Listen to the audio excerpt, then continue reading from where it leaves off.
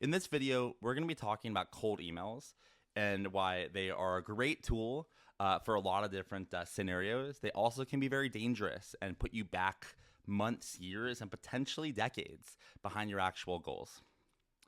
The topics we're going to cover in this video include why cold emails rock for some scenarios, but why who you're emailing matters. And if you're emailing one type of person, maybe that's fine, but another type of person, maybe it's not. We're going to talk about how cold emailing for sales is totally fine. We're going to talk about how cold emailing into reputation networks is not fine. We're going to go over the idea that you shouldn't be a project. You shouldn't be someone that people need to pay it forward to. You should be someone that joins the tribe because trust goes faster that way.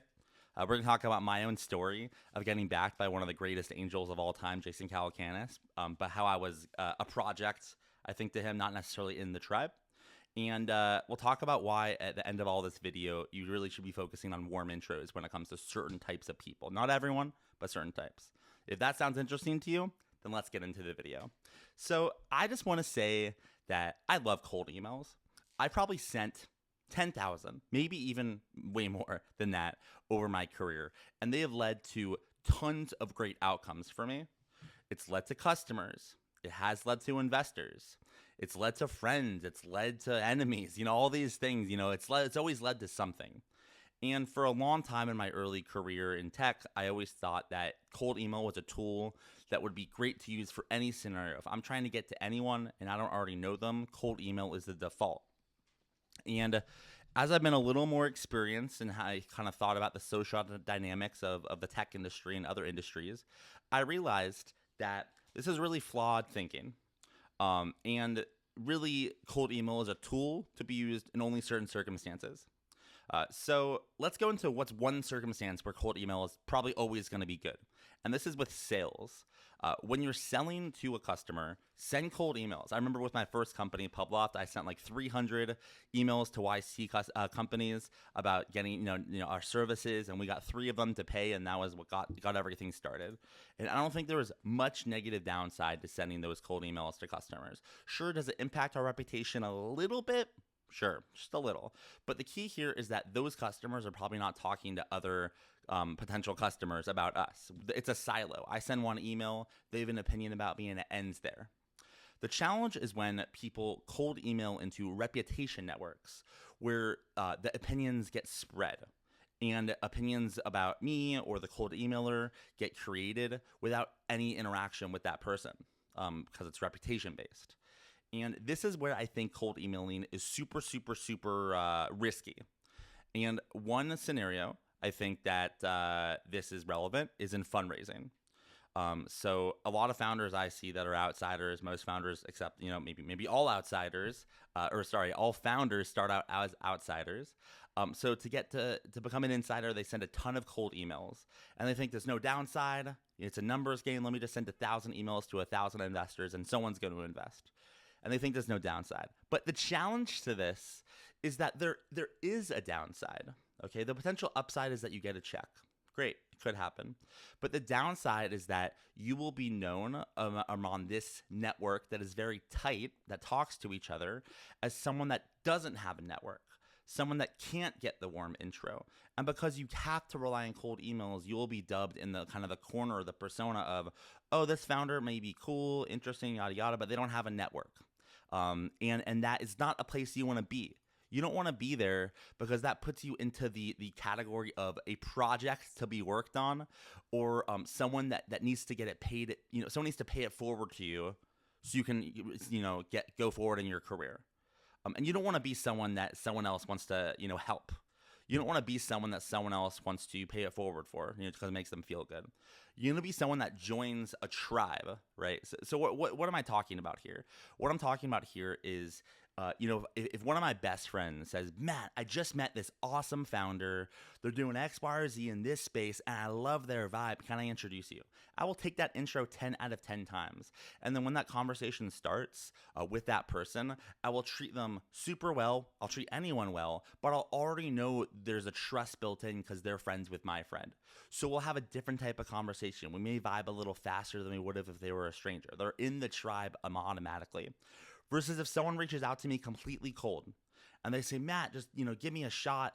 Just let me tell you about my startup. We can go from there. I may take the meeting, but I'm a little more defensive on that call. I know nothing about this founder.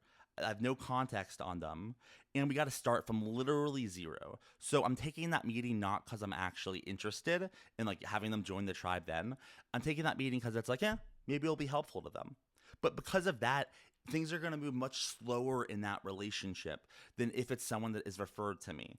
And if you're a founder, you may think this isn't fair. And, for a while, I thought it wasn't fair also. But I realized after being in tech for a decade that this is not just how tech works. This is how the world works. The world works on trust. And you can't really avoid it. You can fight it, but you will suffer the consequences. And I'll tell you, one example from my experience. I mentioned in the beginning of the video that my first investor was Jason Calacanis. I got him from cold outreach. I didn't get a warm intro. I cold emailed him, several times until he replied, and I kind of kept it in the loop from afar for a year and a half until he eventually invested in my company, Publoft. But I never was able to get his number to get on a texting basis with him, unlike my current investors. I was never able to get time with him when I needed help. And there was actually one time, I have to admit that we were at a dinner with all the founders, some investors, and he said, as a half joke, half not joke, the only reason I invested in you is because you're so annoying from following up with me that I had to. You know what that sounds like to me? That sounds like I'm a project. It sounds like he was paying it forward to the tech ecosystem to help me out. And how did that end up for us? It didn't end up well. It's not Jason's fault how that company failed. It's completely my fault. But Jason put us in a little box of like, we're a project. He's just trying to help us out, and maybe it could lead to something. But we weren't in the Jason tribe, and because of that, we didn't get the kind of help from him that could have been helpful. I'm not saying he would have saved the company. He probably wouldn't have.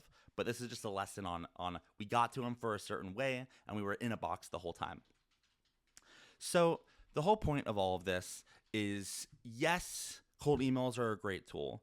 Yes, in 2024, you can get anybody's email.